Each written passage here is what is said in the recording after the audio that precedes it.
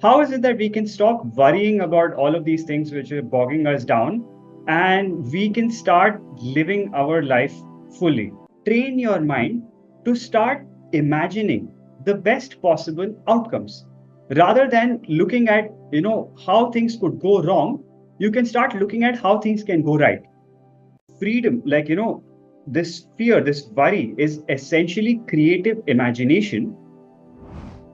The first strategy that we have in order to free ourselves from this fear is actually to train ourselves to imagine better outcomes.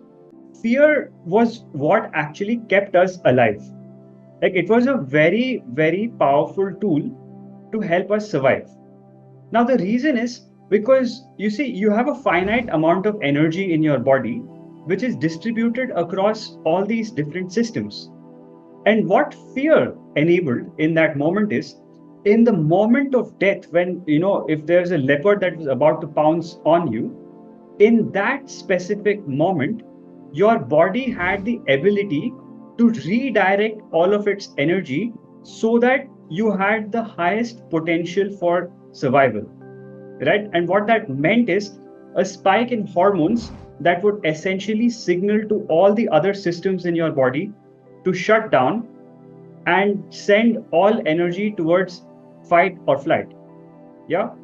Now, what that also meant is like the kind of impact that it has on your brain is also all the parts which are not relevant for immediately running away from this threat can also be shut down. Now, while fear has been exceptionally helpful for us in our evolutionary history over the last few million years of our history as a species, we have changed as a species now.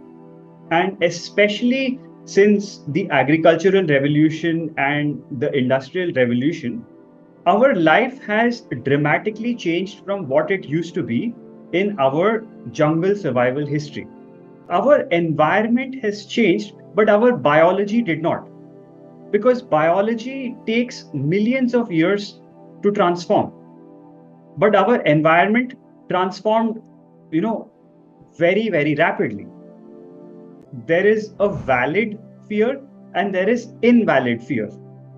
Now, a valid fear, as you can see, is like something when you're about to be attacked by a bear.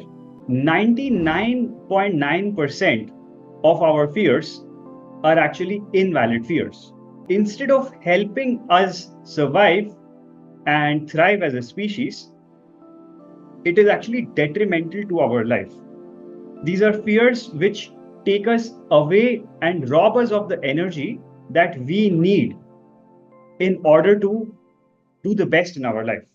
And one of the things that can really help you in this endeavor is to actually start writing things down. Like make it a practice every day, say for the next 30 days, like have a notebook and a pen where you can write down like very clearly that, okay, hey, like, if you have some financial outcomes that you prefer, for example, what is the kind of house that you want to live in? What is the kind of vacation that you want to, go for?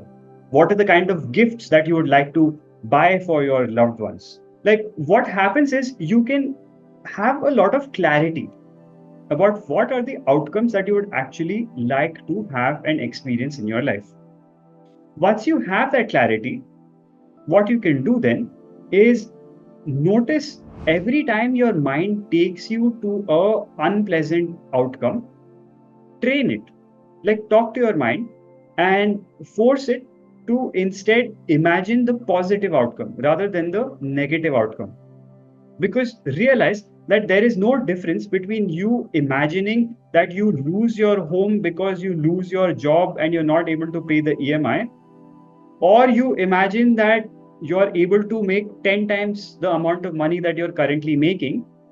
And instead of just having one house where you're currently living, you're able to like travel and live in beautiful Airbnbs all around the world because you have 10x your income. They're both just imaginations. Because I want you to understand that you are not just a passive observer of your life.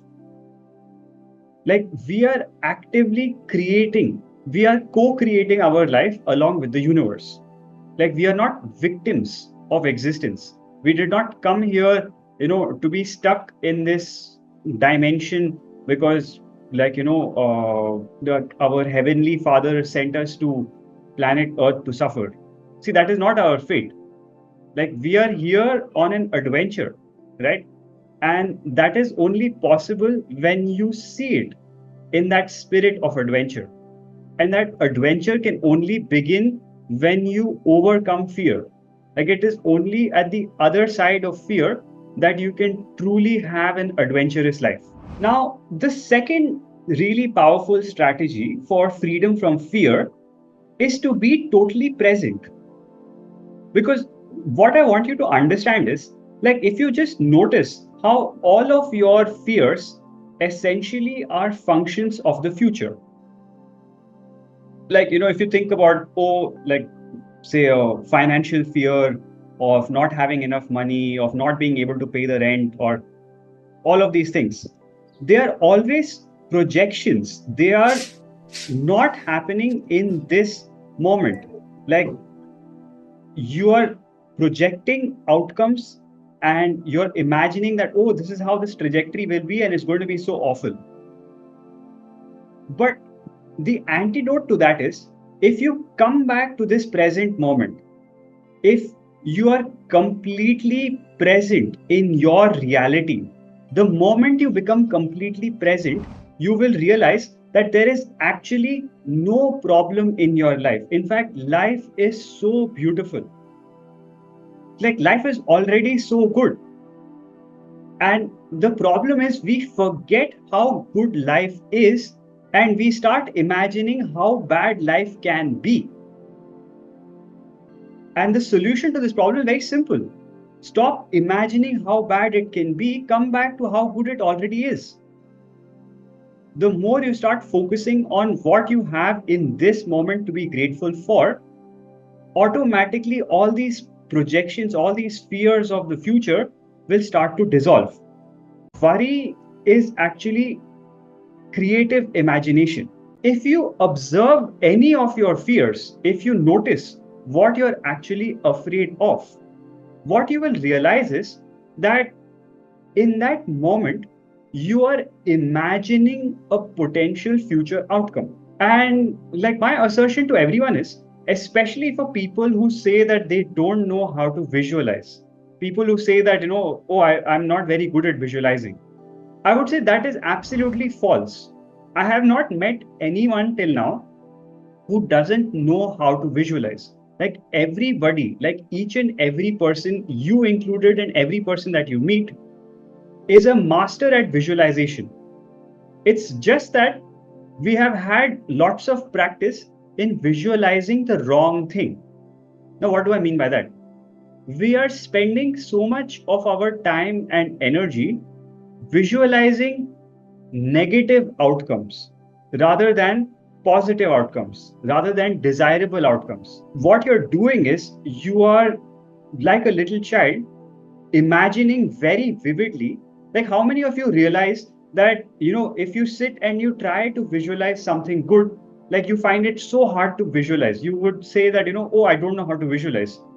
But without any effort, like, when you're cleaning the house, you're cutting some dishes, you're walking the dog, or you're going for a drive, you start coming up with all of these fantasies about all the ways, like, in which things could go wrong. If worry is just creative imagination, we can learn to train ourselves to imagine beautiful, positive outcomes rather than negative, unpleasant outcomes. Like, the difference between, say, fear and insecurity is, like, now, especially when you're thinking about the future, like, when you're having, say, fear of financial failure, right? So the difference between, say, fear of financial failure and insecurity is, like, fear is when you are imagining a really bad outcome. Like, oh, I don't have enough money, I'm not able to sustain and support my family, I lose my job, I lose my home. And then, it's like all of these negative things happen. Insecure about my driving. Like I have to drive at night in the cart roads, and I'm not confident about my ability. So that gives rise to insecurity. It's like it's a lack of confidence in our own ability. But fear, on the other hand, is like a projection. It's a mental projection on the future.